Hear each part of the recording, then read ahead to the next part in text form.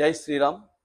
ఈనాటి ఆధ్యాత్మిక కార్యక్రమంలో మనకి అందరికీ తెలుసు, ఇప్పుడు మనం అందరం కూడా కార్తీక మాసం వచ్చేసింది.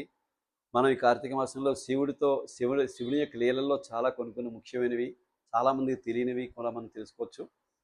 అయితే శివుడికి ఎంత బోలాశంకరుడు అంటే శివ ఆ పదంలోనే ఉంది. అంటే శంకరుడు అంటే శుభం కలిగించేవాడు, శవం తిరిగేస్తే శివం అంటే మనిషికి, శవం అంటే ప్రాణం లేనిది, శివం అంటే ప్రాణం ఉన్నది. అంటే మనిషి మనలోనే శివుడు ఉన్నాడని చూపించడానికి శివం.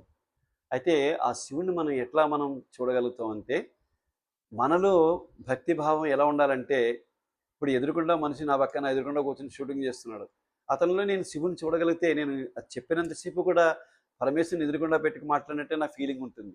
ఒక మనిషి చేస్తున్నాడు అనే భావన నాలో ఉన్నప్పుడు నేను ఆ శివుడిని చూడలేను, ఆ చూసింది నేను చెప్పలేను.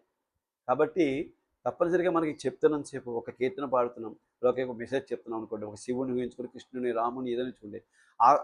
శివుడైతే మెల్లో పన్నగం అంటే పాముని ధరించి, శిరస్సును గంగను ధరించి, చంద్రుని సెగలో పెట్టుకుని మనకు కనిపించి త్రినేత్రంతో కనిపించే శివుని అలా ఊహించుకుంటూ, ఆ గరళ కంటిని అలా ఊహించుకుంటూ మనం ఉన్నప్పుడు ఆ రూపం మనకు కనపడుతూ ఉంటుంది.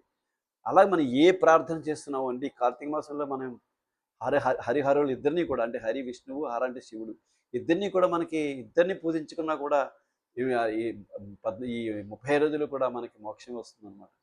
మోక్షం అంటే చాలామందికి మోక్షం అంటే చనిపోయిన తర్వాత వస్తుంది కదా సార్, మోక్షం ఇప్పటి నుంచి ఎందుకు, మనం ఎన్నో అనుభవించవలసిన వయసులో ఉన్నాయి, మనకి ఎప్పుడే మోక్షం గురించి ఎందుకంటే, మోక్షం అంటే మనకి చెప్పిన వెంటనే వచ్చేది కాదు.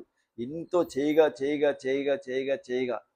ఫర్ ఎగ్జాంపుల్ మనం చిన్న ఎగ్జాంపుల్ చెప్పుకుంటాం. మజ్జిగలో పెరుగు తీస్తారు, ఆ పెరుగులోంచి వాళ్ళు చిలకించి వెన్న తీస్తారు. ఒకే రోజున అంత వెన్న వచ్చేస్తుందా? ఒకే రోజు ఆ వెన్న కాచి అంత నెయ్యి వచ్చేస్తుందా? కానీ ఎంత కొంచెం పోగు చేసి అమ్మ ఏం చేసేది, చిన్నప్పుడు కొద్దిగా మజ్జిగ చేసి దాన్ని వచ్చిన వెన్నని తీసుకొచ్చి పెట్టేది. అలా వెన్న కొంచెం గిన్నె నిండిన తర్వాత దాన్ని కాచి నెయ్యి చేసేది. అంటే ఒక సామాన్యమైన ఒక వెన్న తీయడానికి, సామాన్యమైన నెయ్యి తయారు చేయడానికి కూడా ఇప్పుడు మనం దాన్ని అంతా పోగు చేసి చేయవలసినప్పుడు అది ఒక నెయ్యి రూపం దాలుస్తుంది, ఒక వెన్న రూపం దాలుస్తుందంటే, మనలో ఉన్న భక్తి పరిపూర్ణమైన భగవంతుని మనం చూడగలంటే లోపల ఎంత అంతరాత్మను మనం ఆ పరమాత్ముడిని మదిలో ఊహించుకోవాలి, ఎంత ఎంత పెంచుకోవాలి. మనం చాలా పెంచుకోకుండా మనకి ఈనాడే కనిపించాలంటే, ఈనాడే మనకి నెయ్యి అన్నం తినగలమా? ఈనాడే మనకి అంత నెయ్యి దొరుకుతుందా?